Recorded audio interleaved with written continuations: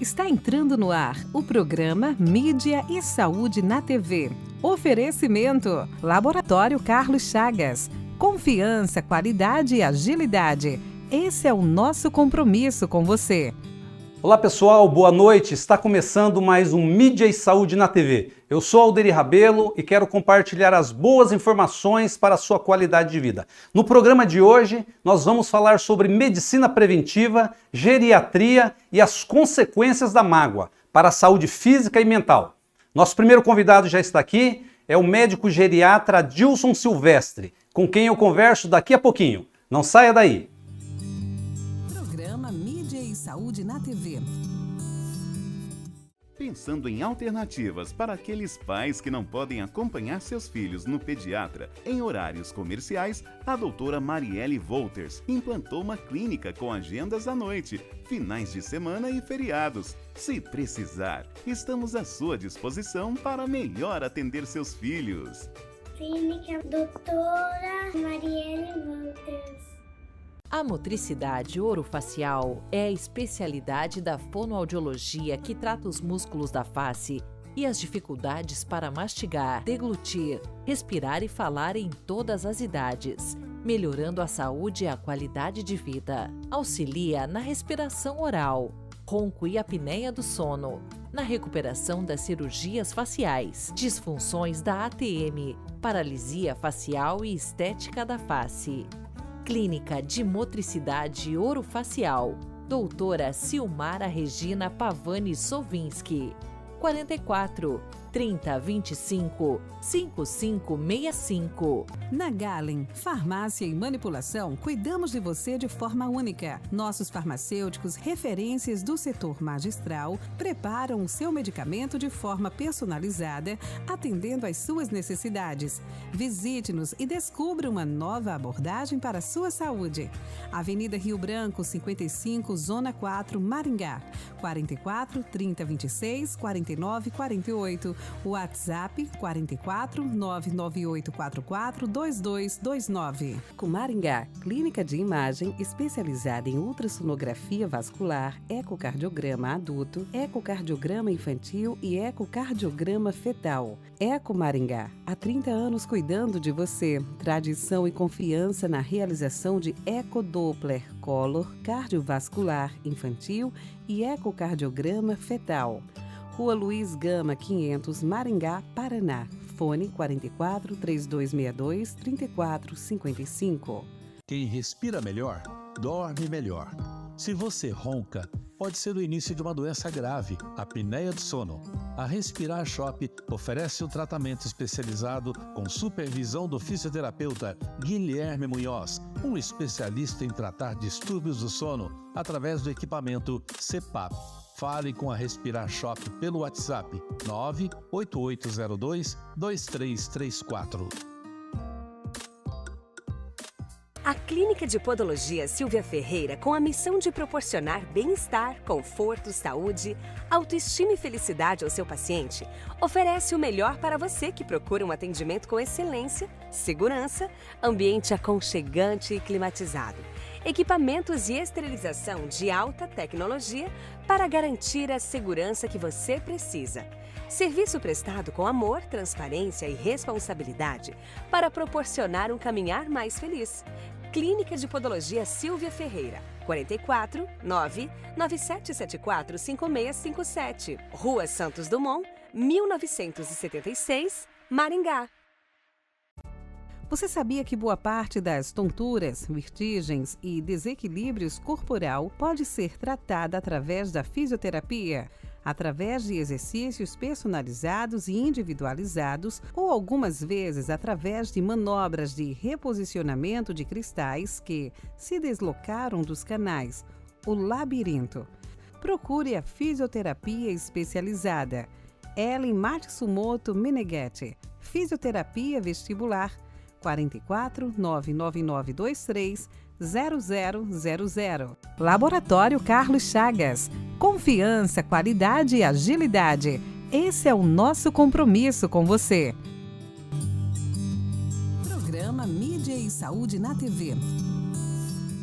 Pessoal, já de volta aqui com o Mídia e Saúde na TV e com o nosso primeiro entrevistado de hoje, o médico geriatra Dil Silvestre. Com ele nós vamos conversar sobre assuntos muito importantes para a qualidade de vida, não apenas das pessoas idosas, mas para quem já quer prevenir possíveis problemas. Doutora Dilson, boa noite, seja bem-vindo mais uma vez ao Mídia e Saúde na TV. É sempre um prazer falar com você. Obrigado, boa noite aos espectadores, boa noite, Aderil. E é isso aí, vamos conversar que é uma Exatamente. delícia. E doutor, geriatria, né? As pessoas, quando pensam num médico geriatra, é uma associação quase que automática, imaginar terceira idade, idosos. Esse conceito é correto? Não é totalmente? O que você me diz? Na verdade, assim, muitos pensam que eu sou médico daquele idoso que anda da bengalinha, que já está com a memória falhando, e é verdade que eu atendo essa população, né, e com muito orgulho. Mas a ideia da geriatria é encontrar esse paciente mais cedo na vida dele, perto da quarta, quinta, sexta década. Ali a gente pode fazer um planejamento para o futuro. Eu costumo falar que a geriatria é uma especialidade que olha para frente, a gente projeta a vida do paciente, tentando melhorar as chances que ele possa ser independente por o mais tempo possível. Então, como um veículo, a gente tem que fazer uma manutenção, quanto mais cedo, mais é a longevidade dessa máquina, né? Assim é o corpo humano também. Então, quanto mais cedo chega o paciente, antes das doenças crônicas serem estabelecidas, é o momento de procurar um geriatra.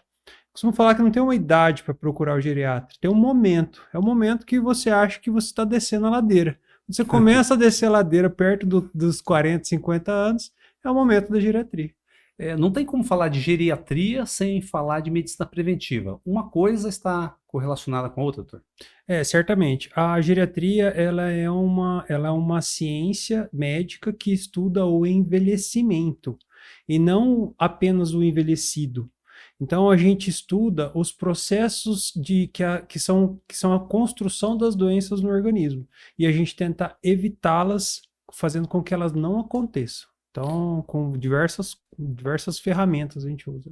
E dentro desse conceito aí de prevenir, de proporcionar qualidade de vida, independente da idade, quais são as medidas que estão inseridas? Você, como médico, é evidente que você pensa em várias alternativas, várias possibilidades, né? Quais seriam, Certamente.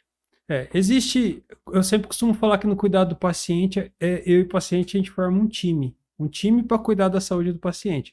Então, tem a minha parte, que é uma parte que ela é responsável por a menor parte dessa projeção de longevidade, onde eu vou fazer exames, solicitar exames, vou prescrever medicamentos quando necessário, mas é importante, dentro da geriatria, a gente protagonizar o paciente.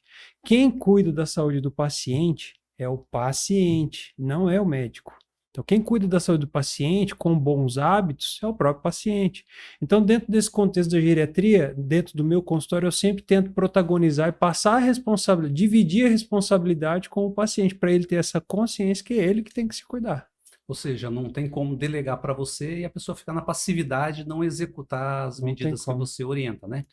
Uma coisa que eu percebo muito, por exemplo, pacientes mais jovens, costuma ir no médico anualmente, 40, 50 anos. Então vai todo ano no médico, pede exames, faz o tal do check-up e continua enfiando o pé na jaca, fazendo coisas ruins, comendo coisas ruins, bebendo coisas ruins, e no exame, aparentemente, não vem alterações. Parece que dá o aval para ele continuar enfiando o pé na jaca. Esse indivíduo jovem, esse organismo, ele tem mecanismos que eles toleram essa autoagressão, até o ponto que começa a alterar. Então, quando começa a alterar o exame, ali está se estabelecendo já uma doença decorrente aos hábitos desse paciente. Em outras palavras, a conta vem. Você usa o cartão de crédito, mas a conta, a fatura vem, né, doutor? Quando você mencionou o termo aí, comer coisas ruins, ingerir coisas ruins, beber, o que seria isso? Como você poderia detalhar isso aí? Muito bem. Bom, comida ruim principalmente carboidratos simples, né, como açúcar, farinha branca refinada, são moléculas que inflamam o nosso organismo, né, podendo produzir resistência à ação da nossa insulina e depois uma diabetes, por exemplo. Sobrepeso, né, tá extremamente relacionado com o superávit calórico, né, quando o paciente come mais calorias do que ele gasta durante o dia. também está relacionado a essa condição de doença. Isso gera uma síndrome metabólica e isso aumenta risco cardiovascular, que são as doenças que mais matam a gente, que é infarto e derrame. Então, comer bem para a nossa flora bacteriana, a alimentação é um tema muito amplo, assim, então comer coisas boas que alimentam a nossa flora bacteriana positiva, tudo isso interfere na nossa longevidade, na nossa saúde. Você citou aí a questão do açúcar, diabetes, né? Assim, comumente, vamos usar o termo os leigos, nós leigos, né? Ou seja, que não somos da área de saúde, não somos médicos, né? Certo. Quando se fala em diabetes, a gente tem de cara o açúcar comum em mente, ou seja, o diabetes causado pelo açúcar comum. Mas existem muitos outros produtos e alimentos que também se transformam em açúcar, né, doutor? Não é simplesmente o açúcar comum, o açúcar branco. Então, Eu coloco no café, eu coloco no chá. Tem muitos outros alimentos e produtos, né? Carboidratos, né?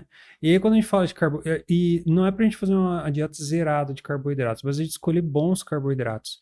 Via de regra, de uma maneira mais fácil de compreensão, quanto mais rápido é a absorção do carboidrato pelo organismo, que geralmente são açúcares e farinha branca, por exemplo, a farinha branca, o pão, quando a gente come, no organismo tem uma absorção como a de um açúcar. Apesar de não ter o sabor doce, ele adoça o sangue. Então a glicemia sobe. Glicemia nada mais é do que o açúcar do sangue. Então essas moléculas, quanto mais fáceis são de absorção, de digestão, mais elas podem ter o efeito de causar essa resistência à ação da insulina e posteriormente uma diabetes. Então se evitar eles, né? Então tem que escolher bons carboidratos, que a gente chama de baixo teor glicêmico, como o feijão, leguminosas, a batata inglesa, batata doce, que são bons carboidratos. Teor glicêmico e caloria são sinônimos? Estão associados ou não? São questões distintas? São questões distintas. Teor glicêmica é a capacidade de aumentar a glicemia que o carboidrato tem num curto espaço de tempo, ou seja, quanto mais fácil ele é para ser absorvido. E caloria é o tanto de energia que tem dentro daquele alimento. Aí a gente usa isso como energia nossa. Doutora Dilson, você é geriatra e atua também na parte de nutrologia, né? Sim. Complementando um pouquinho, só implementando a minha pergunta, né? Por exemplo, a pessoa come um carboidrato e quer manter a qualidade de vida, né? Como você falou, você não vai também extirpar, não vai aniquilar o carboidrato da alimentação, mas tem que ter equilíbrio. Existe alguma forma, digamos assim, de atenuar, de amenizar os efeitos de um carboidrato? Por exemplo, eu gosto muito de pão francês, né? E eu reduzi porque realmente estava dando uns BOzinhos, né? Agora, comer um pão com outro alimento pode quebrar, digamos assim, não sei se esse é o termo, quebrar a capacidade do carboidrato ali ou não? A gente pode melhorar essa absorção de carboidrato. Por exemplo, você vai comer um arroz que tem um índice de um teor glicêmico um pouco elevado. Então, o que você come antes? Você começa a comer, por exemplo, a salada. Então, como se você forrasse o estômago de salada e colocasse o carboidrato em seguida. Isso vai diminuir a capacidade de absorção do corpo daquele carboidrato, vai retardar essa velocidade de absorção. Então, existem essas formas. Você comer uma verdura antes, por isso que é muito amplamente conhecido que a gente deve comer a verdura primeiro. Porque é como se ela dificultasse, retardasse, deixasse mais lento a absorção de carboidratos que deixaria o nosso sangue doce. Então, é uma das maneiras, né? Não sei se é isso que você está perguntando. Sim, exatamente. Mas... a questão das frutas, né? Que você mesmo falou, de alimentos ruins, né? E tem o contrário, os alimentos saudáveis, né? E vocês sugerem as frutas, verduras, legumes, né? Mas as frutas também, doutor, a gente ouve muito falar que tem que tomar cuidado também com relação à frutose, ou seja, a capacidade que a fruta tem de promover ali o açúcar no sangue, é isso mesmo? É verdade. É assim, uma dieta boa é uma dieta equilibrada, não é livre de carboidrato. Carboidrato é importante, é a principal fonte de energia do nosso cérebro, principal fonte de energia muscular, uma série de coisas, tá? Mas a questão da fruta vai muito de cada fruta. Tem frutas, por exemplo, a uva, a manga, são frutas que o teor glicêmico é alto, que ela tem uma capacidade de aumentar a glicemia muito rápido. Agora, por exemplo, uma maçã, um abacate, um melão, já tem uma capacidade de aumentar a glicemia de uma maneira mais lenta. Então, varia de fruta para fruta. Mas sim, quando você já tem um organismo já com comprometimento no metabolismo dos carboidratos, comer determinados tipos de frutas com certeza aumenta. E atrapalha, por exemplo, um diabético que come bastante uva, que come bastante manga, ele vai ter dificuldade de controle da glicemia, entendeu? Entendi. Isso aí, pessoal, tá vendo? Que orientações importantes, né? Na verdade, não existe uma palavra que pode definir muito bem o que o doutor Adilson está falando, é o equilíbrio, né? Nem 8 nem Certamente. 80, não é você aniquilar os vários tipos de alimentos, né? Mas é manter o equilíbrio, inclusive nas frutas, né, doutor? Certamente. Né? E você citou aí metabolismo. Eu queria que você explicasse o que é o metabolismo. A gente, quando ouve falar metabolismo, já pensa em ganhar peso, em perder, tal. O que é o metabolismo, doutor? Metabolismo é o funcionamento do organismo. O metabolismo é todo o sistema endocrinológico funcionando. Então, é como funciona, é o nome dado ao mecanismo de funcionamento do nosso corpo, que pode ser mais rápido ou mais lento, dependendo de cada pessoa. E aí tem o metabolismo do carboidrato, é como ele é absorvido, como ele vai ser feita a biodisponibilidade, que é o tanto que cai na corrente sanguínea, como ele é excretado, como ele é usado, isso tudo é o nome desse mecanismo completo, chama metabolismo.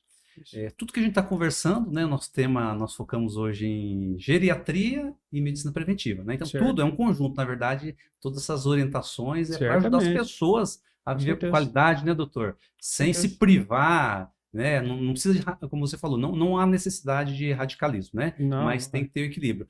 E, assim, com relação ao metabolismo, existem hábitos, atitudes que podem, digamos assim, contribuir favoravelmente para ter um metabolismo, digamos, Com certeza. adequado? Com certeza.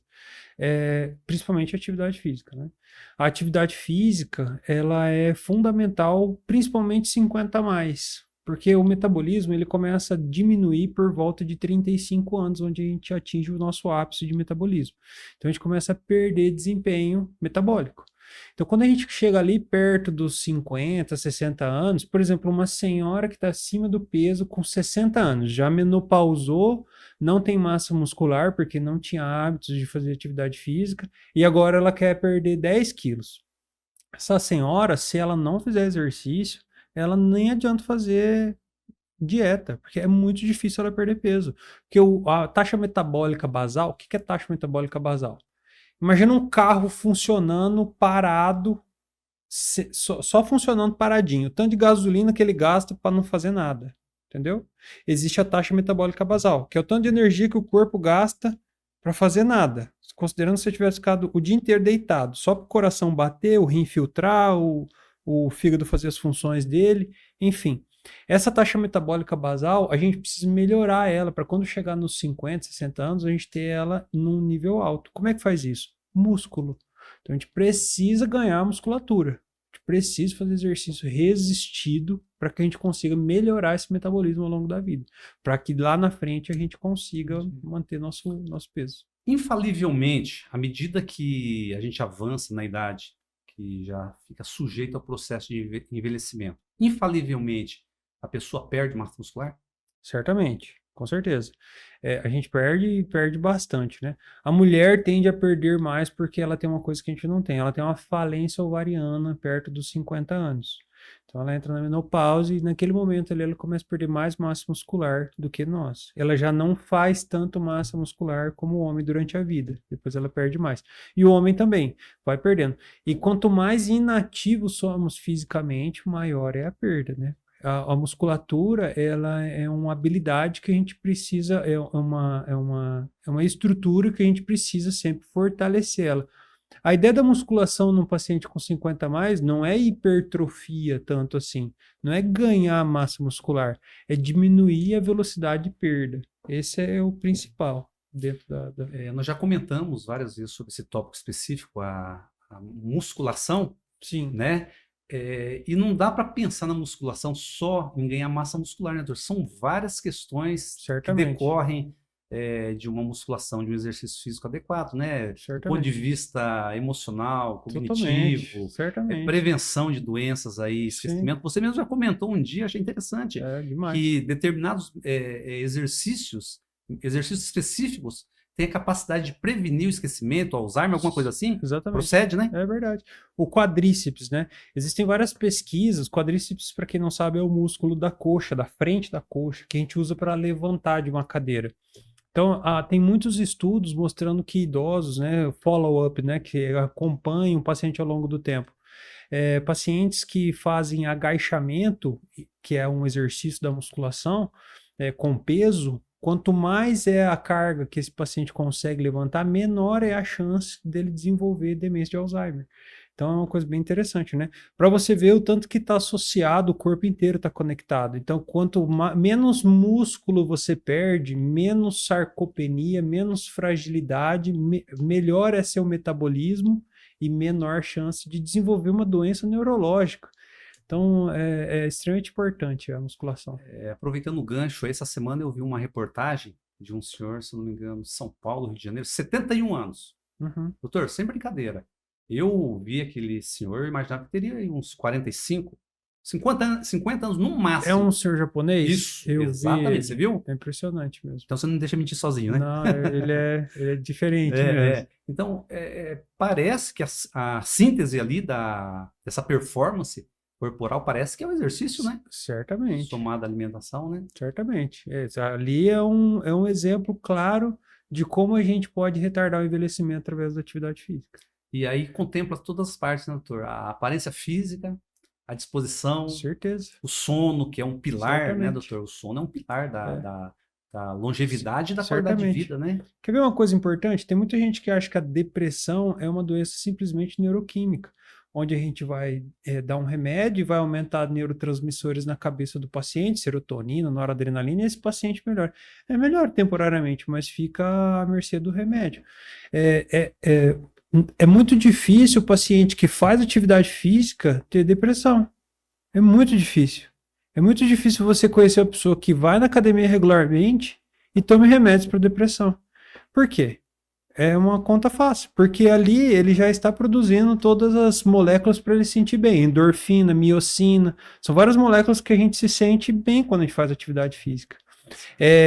A gente gasta força de vontade na hora de ir fazer o exercício, mas depois a gente sabe tudo que faz bem pra gente. Tá certo.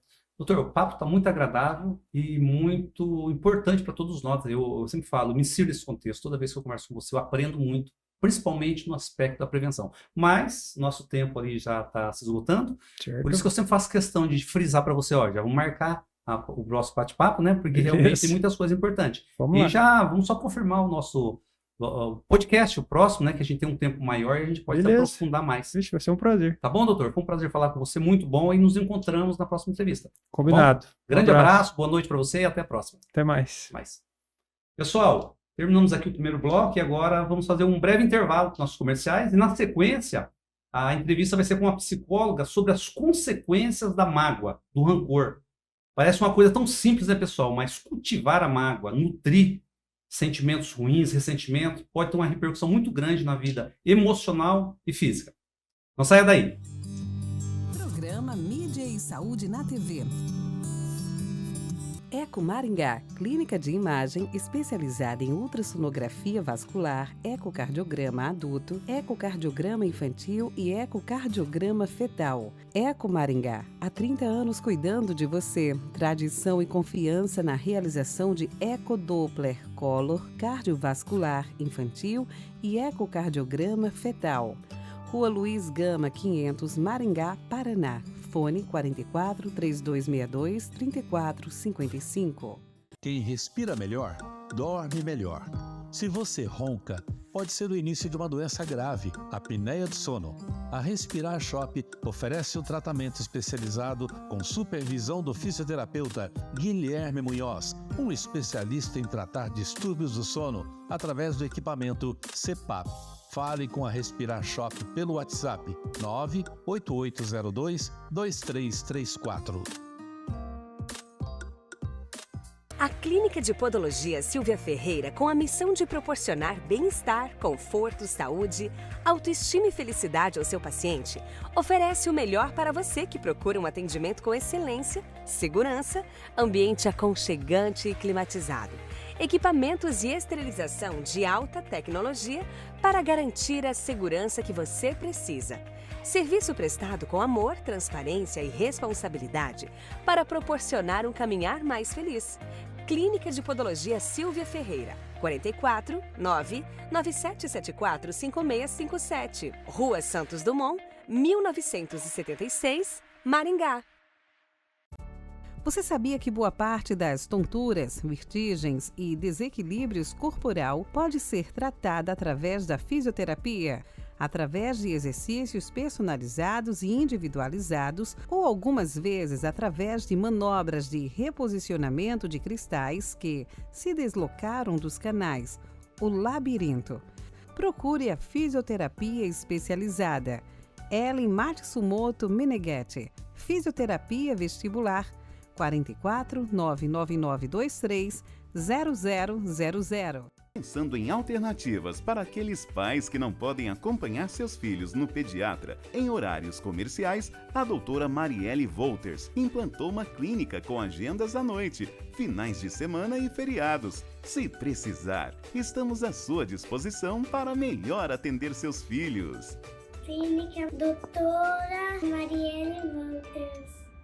A motricidade orofacial é a especialidade da fonoaudiologia que trata os músculos da face e as dificuldades para mastigar, deglutir, respirar e falar em todas as idades, melhorando a saúde e a qualidade de vida. Auxilia na respiração oral, ronco e apneia do sono, na recuperação das cirurgias faciais, disfunções da ATM, paralisia facial e estética da face.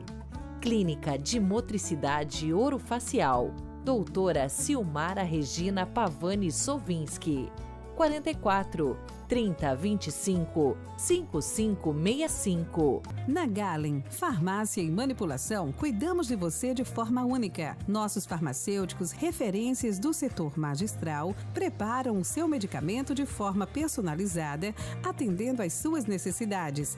Visite-nos e descubra uma nova abordagem para a sua saúde. Avenida Rio Branco, 55, Zona 4, Maringá. 44 3026 4948. WhatsApp 44 99844 2229. Programa Mídia e Saúde na TV. Pessoal, já de volta aqui para o nosso segundo bloco e também com a nossa entrevistada, a psicanalista Mônica Prado, para falar desse tema tão importante, que são as consequências da mágoa.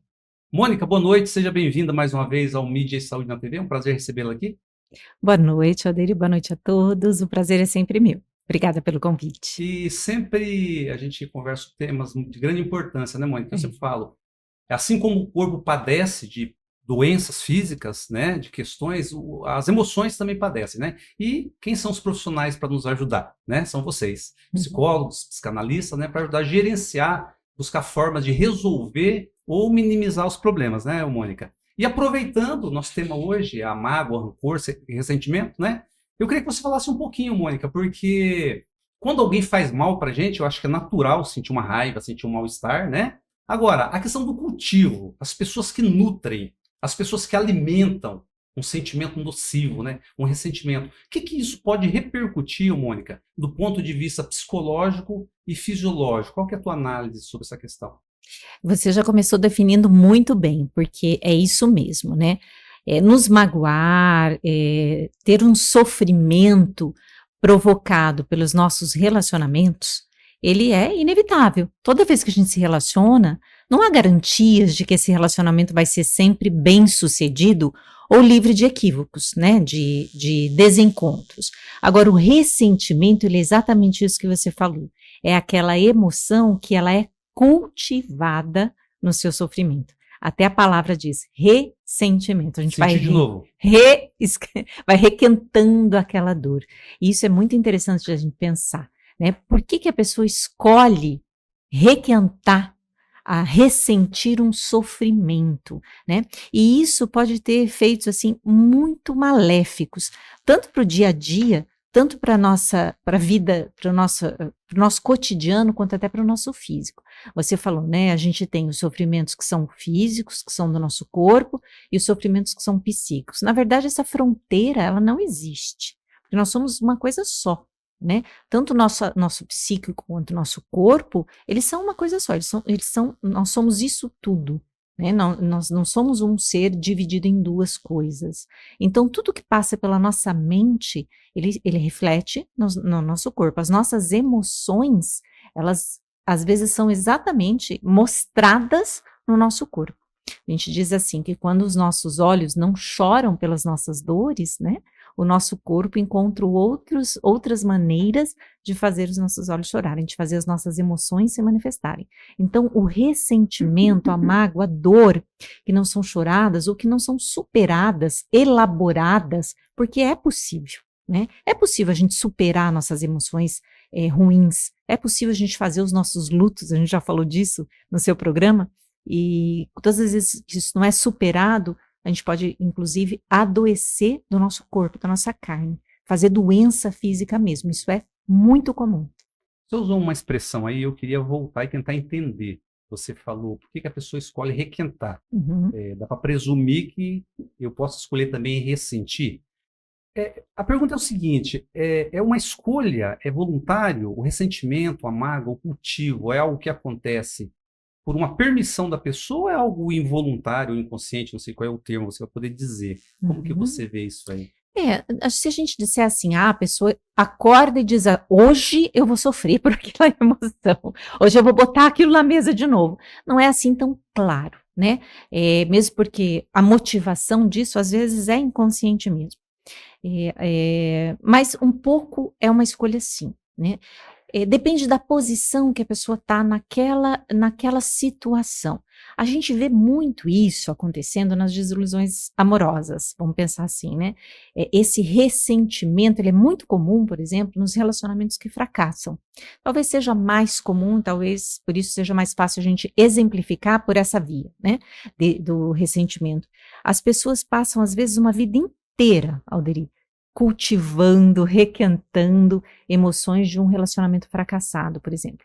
Mas para que isso aconteça, é preciso que neste relacionamento a pessoa assuma, por exemplo, uma posição em que ela se vitimiza, em que ela acha que aquela pessoa em que ela se relacionou e o relacionamento fracassou deve alguma coisa a ela, em que naquela posição ela foi uma vítima e que de alguma maneira ela desejaria uma reparação.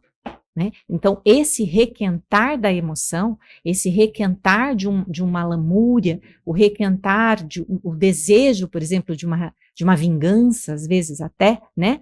Uma querelância daquela emoção, tem muito a ver com uma posição de vitimização e de que alguma coisa ficou em dívida para ela. Ou seja, a pessoa se sente prejudicada pela relação. Prejudicada, né? Em algo. Certo. Isso. Agora, Mônica, como que você analisa assim? Existe uma causa que pode, digamos assim, fomentar, que pode potencializar esse sentimento, né? Isso aí você já colocou do ponto de vista de relacionamentos afetivos, né? Mas pode ser também na amizade, com o filho, enfim, né? Existem questões que podem, acho que a palavra é essa, potencializar esse sentimento. Sim. De ressentimento, de mágoa?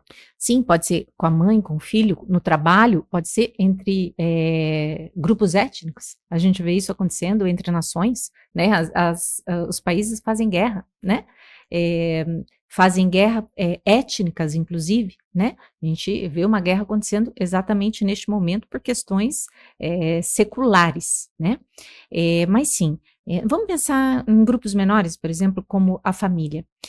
Tem sempre uma questão narcísica envolvida. Quando eu digo uma questão narcísica, parece uma coisa assim muito psicológica, psicanalítica, mas tem uma coisa assim de uma questão muito voltada ao próprio eu, né? A pessoa tem uma imagem de si mesma que ela supõe poder resguardar se ela garantir uma imagem de si mesma que ela saia com uma certa dignidade, digamos assim. Então, num relacionamento amoroso, num relacionamento profissional, numa amizade, uma relação mãe e filho, ela se acha digna de alguma coisa que o outro não reconheceu nela. Então, quando a gente diz, uma imagem, uma ferida narcísica, o outro fez nela uma ferida narcísica, então ela se achava merecedora de alguma coisa que o outro não reconheceu ou não enxergou nela.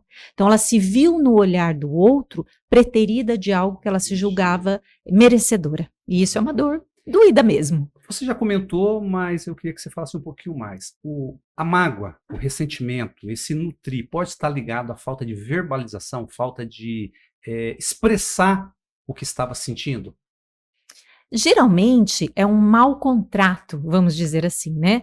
É um equívoco na relação você supor que você se comportar de um jeito ou de outro garante que o outro vai sentir por você aquilo que você espera, né? É muito comum, por exemplo, nesses ressentimentos, você ouvir a pessoa dizer assim, mas eu fiz tudo o que ele queria que eu fizesse. Eu fiz por ele tantas coisas e ele nunca deu valor. Aí quando você conversa com o outro lado daquela relação, aquilo que a pessoa diz que fez nunca nem foi requerido, né? Não sei se você já teve essa experiência. O outro fala assim, mas eu nunca nem pedi aquilo para ela, né?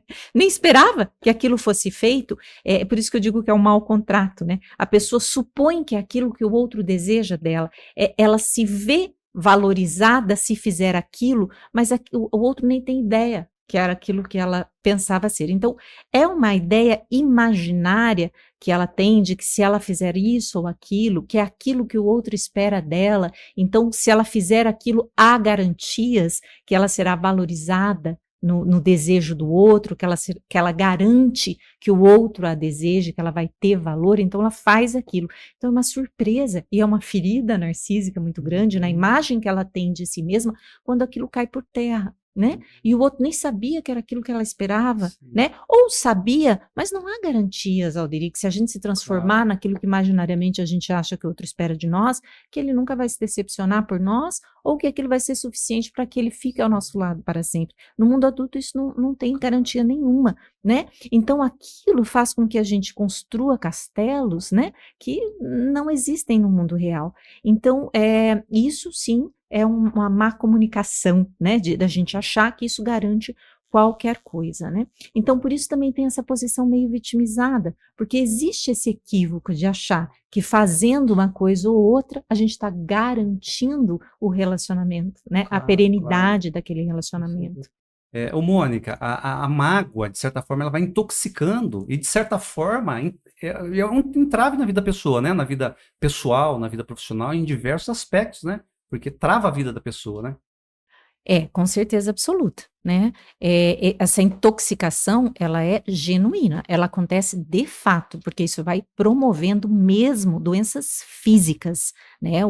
Tem muitas doenças, muitos estudos, estudos sérios, de programas sérios, universidades sérias, e já é muito comprovado, já é uma rotina, por exemplo, dos consultórios médicos, que doenças são provocadas por emoções, né? E emoções ruins. O câncer, por exemplo, talvez seja a doença mais clássica conhecida hoje, provocada por emoções ruins. Então, intoxica mesmo, né? E é um pensamento quase mágico e, portanto, infantilizado das pessoas que estão com esse sofrimento e não conseguem superá-los, né, que estão aí nesse requentamento de emoções ruins, de pensarem que vão de uma forma mágica com esse pensamento, com esses desejos que até aparecem de uma certa vingança, de alguma coisa mágica que o universo vai ajudar e alguma coisa ruim vai fazer justiça para ela, né, dessa ferida que ela tem, que alguma coisa vai acontecer que vai vingá-la,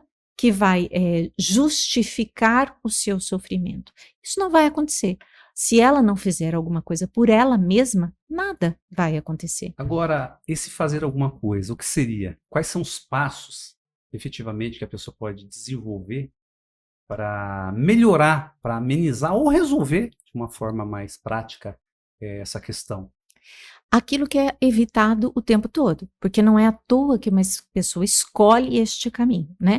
Escolhe com as devidas ressalvas, porque a gente sabe que tem muita questão inconsciente implicada nesse processo, né? Não é à toa que isso acontece.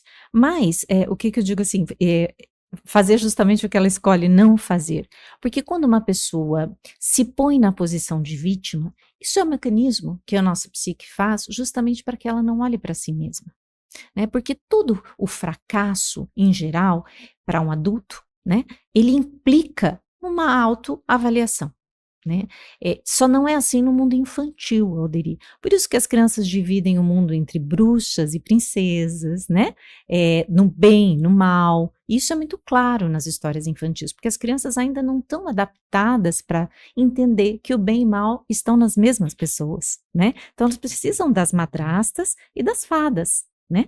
Das pessoas boas e ruins divididas em personagens. Quando a gente cresce, a gente tem que ser capaz de entender que os bons e os maus estão na mesma pessoa, e às vezes somos nós. Então, tudo que fracassa na nossa vida também é nossa responsabilidade. Então, quando a gente lança mão de culpar o outro por aquilo que não deu certo, pelo meu sofrimento, a culpa é do outro e eu sou vítima, eu estou fazendo uma coisa muito básica, que é evitar de olhar para mim mesma e me perguntar o que fiz para que contribuísse com o meu sofrimento.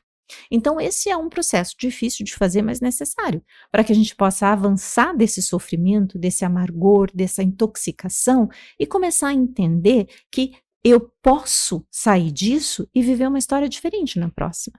Senão, o próximo pode ser a mesma coisa, né? E assumir a responsabilidade, né? Eu acho que quando a pessoa assume responsabilidade diante das intempéries da vida, é uma possibilidade de crescer, de reconfigurar, né? Exato. Porque atribuir, imputar a culpa sempre ao outro, a pessoa você falou o termo, pessoas infantilizadas e que não assumem a responsabilidade, né, Mônica, sobre os problemas da vida, porque se o outro fez, ok, ele pode até ter agido mal, mas de certa forma eu às vezes fui permissivo com a atitude equivocada ou errada do outro, né? Sim, sobretudo quando a gente está pensando em relacionamentos, que são o nosso exemplo mais comum, né? E é o que a gente sofre mais mesmo, né? Nós adultos sofremos muito com relacionamentos. Os relacionamentos nunca são de uma pessoa só. Claro que tem pessoas que têm atitudes muito ruins, nós não podemos pensar que isso não exista, mas mesmo nessas relações, a gente pode olhar para a gente mesmo, né? Porque o outro vai embora, quem vai ficar somos nós. Então, nós é que vamos para a próxima relação. E se a gente puder ir para a próxima relação melhores do que nós entramos nessa que fracassou, melhor para nós, né? O outro foi e nós ficamos, então nós é que vamos para a próxima. Se a gente puder melhorar nesse ponto, melhor para nós. E é isso que falta nas pessoas que não conseguem tirar do fogão esse amor passado que a gente fica requentando e sofrendo. Não existe na vida adulta só vilões ou só vítimas. Isso não existe. E é importante que a gente comece a entender isso. As pessoas que estão sofrendo muito, colocando a culpa no outro e se posicionando como vítima, elas precisam ultrapassar essa fase para elas poderem escrever, como você muito bem disse, uma história diferente, né? Isso é a gente crescer, né? Isso é maturidade, é amadurecer, né? Tem até aquelas frases de rede social, né? Amadurecer é quando a gente pode contar a história e que o vilão não é só o outro, né? A gente também tem participação nas coisas em que a gente fracassa. Certo. Mônica, o papo tá muito bom, mas meu diretor já deu um sinalzinho ali, tá acabando nosso tempo, mas já fica o convite para uma próxima entrevista, tá bom? Convite aceito. Te agradeço, uma boa noite para você e até o próximo programa. Até. Obrigada. Um abraço. Pessoal, Mídia e Saúde na TV está terminando por aqui, mas nos encontramos na próxima terça-feira. Um forte abraço e até lá. Programa Mídia e Saúde na TV. Pensando em alternativas para aqueles pais que não podem acompanhar seus filhos no pediatra em horários comerciais, a doutora Marielle Wolters implantou uma clínica com agendas à noite, finais de semana e feriados. Se precisar, estamos à sua disposição para melhor atender seus filhos. Clínica Doutora Marielle Wolters. A motricidade orofacial é a especialidade da fonoaudiologia que trata os músculos da face e as dificuldades para mastigar, deglutir, respirar e falar em todas as idades, melhorando a saúde e a qualidade de vida. Auxilia na respiração oral, ronco e apneia do sono, na recuperação das cirurgias faciais, disfunções da ATM, paralisia facial e estética da face. Clínica de Motricidade Orofacial, doutora Silmara Regina Pavani Sovinski, 44 3025 5565. Na Galen, farmácia e manipulação, cuidamos de você de forma única. Nossos farmacêuticos, referências do setor magistral, preparam o seu medicamento de forma personalizada, atendendo às suas necessidades. Visite-nos e descubra uma nova abordagem para a sua saúde. Avenida Rio Branco, 55, Zona 4, Maringá. 44 3026 49 48. WhatsApp 44 99844 2229. Com Maringá, clínica de imagem especializada em ultrassonografia vascular, ecocardiograma adulto, ecocardiograma infantil e ecocardiograma fetal. Eco Maringá, há 30 anos cuidando de você. Tradição e confiança na realização de ecodoppler, color, cardiovascular infantil e ecocardiograma fetal. Rua Luiz Gama, 500, Maringá, Paraná. Fone 44 3262 3455.